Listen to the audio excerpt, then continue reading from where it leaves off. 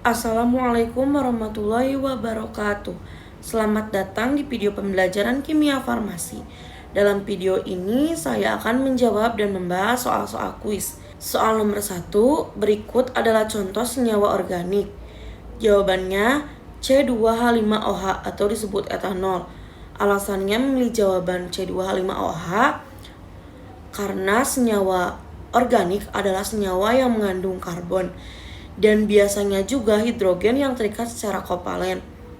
C2H5OH atau disebut etanol adalah alkohol yang merupakan senyawa organik sederhana. Dan untuk pilihan lain seperti NaCl, H2O, NaOH, dan AgNO3 adalah senyawa anorganik karena tidak mengandung rantai karbon. Soal nomor 2, identifikasi senyawa organik dengan metode klasik hanya dapat dilakukan dalam bentuk. Jawabannya tunggal. Alasan memilih jawaban tunggal karena metode klasik ini seperti uji unsur C, H, O, N, dan S. Titik leleh atau reaksi warna memerlukan sampel murni atau tunggal untuk memastikan interpretasi hasilnya akurat. Jika menggunakan campuran, hasil uji bisa terkontaminasi atau tidak spesifik, sehingga tidak dapat diandalkan. Soal nomor 3, pemeriksaan titik leleh dapat dijadikan sebagai salah satu informasi. Jawabannya kemurnian senyawa. Alasannya, kenapa jawabannya kemurnian senyawa? Karena titik leleh suatu senyawa murni biasanya tajam, rentan sempit, misalnya 1-2 derajat Celcius. Jika senyawa tidak murni atau terkontaminasi, maka titik lelehnya akan menurun dan melebar. Oleh karena itu, pengukuran titik leleh digunakan untuk mengetahui apakah suatu senyawa sudah murni atau belum. Titik leleh tidak menunjukkan kelarutan, kekuatan, khasiat, atau unsur penyusun secara langsung. Soal nomor 4, jika diberikan radiasi UV visible, senyawa berikut dapat mengalami transisi. Jawabannya sigma menuju ke sigma bintang, lalu menunjukkan transisi elektron dari orbital non-ikatan ke orbital anti-ikatan. Alasannya karena etanol tidak memiliki ikatan rangkap V, tetapi punya pasangan bebas elektron N pada oksigen. Soal nomor 5, transisi dengan intensitas serapan terbesar. Jawabannya pi menuju pi bintang.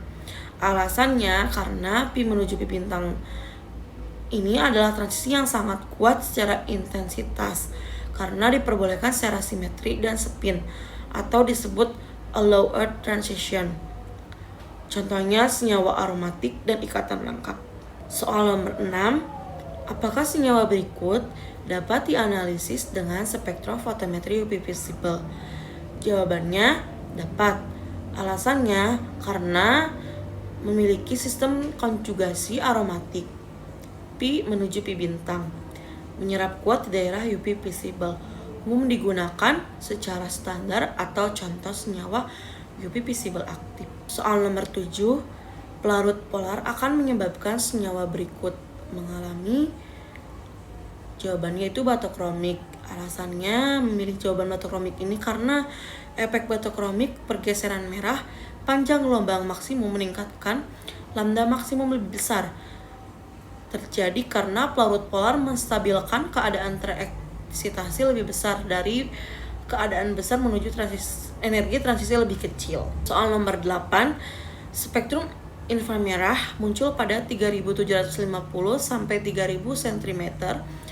Jawabannya min OH. Alasannya bilangan gelombang 3750 sampai 3000 cm pada spektrum inframerah adalah rentang khas untuk vibrasi, peregangan atau disebut stretching gugus min OH, terutama alkohol ROH sekitar 3650 sampai 3200 cm. Dan fenol lebih mirip, biasanya juga di sekitar 3600 sampai 3200 cm. Soal nomor 9,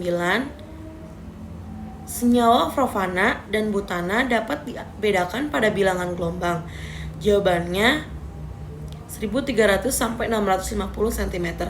Alasannya karena daerah ini disebut fingerprint region atau sidik jari inframerah, sangat khas untuk setiap senyawa, cocok membedakan isomer atau alkana rantai berbeda. Soal nomor 10, inframerah 4000 sampai 400 cm digunakan untuk menganalisis senyawa. Jawabannya organik. Alasannya karena spektroskopi inframerah sangat umum digunakan untuk mengidentifikasi gugus fungsi dalam senyawa organik. Anorganik jarang memiliki fitur inframerah khas dalam rentang tersebut.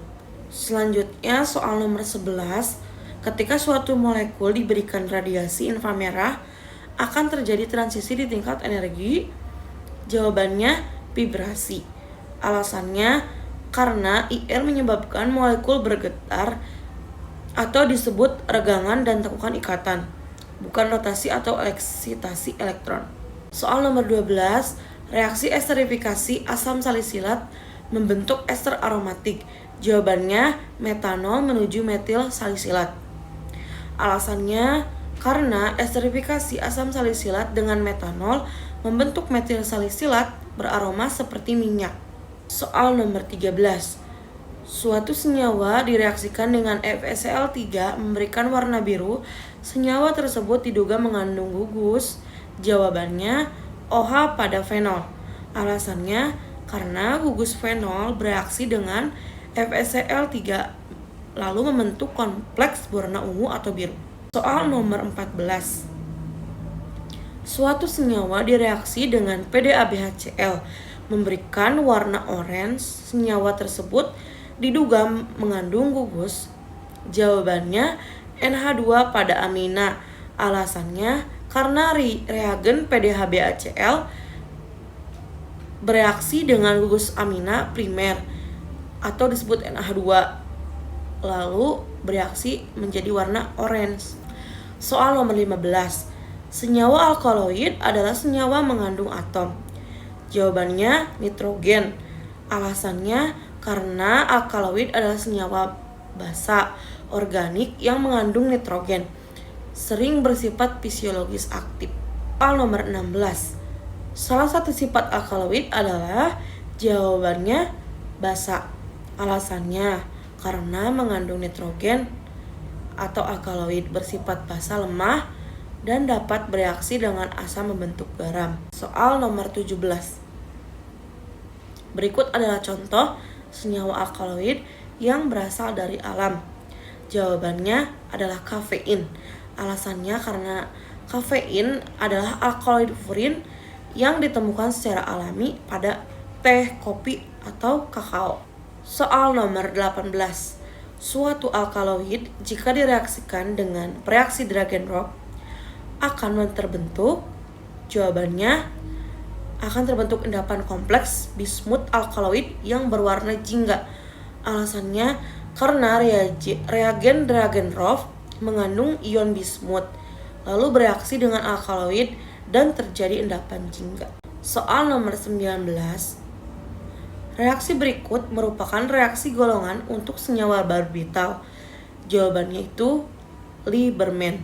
Alasannya karena reaksi Lieberman digunakan untuk mendeteksi barbiturat dan menghasilkan warna biru ke ungu. Soal nomor 20, reaksi berikut merupakan reaksi golongan untuk senyawa sulfoamida.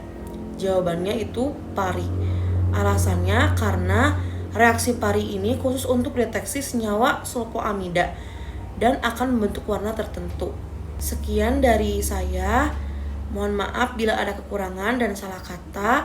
Semoga video ini bermanfaat bagi kita semua. Wabillahi taufiq wal hidayah. Wassalamualaikum warahmatullahi wabarakatuh.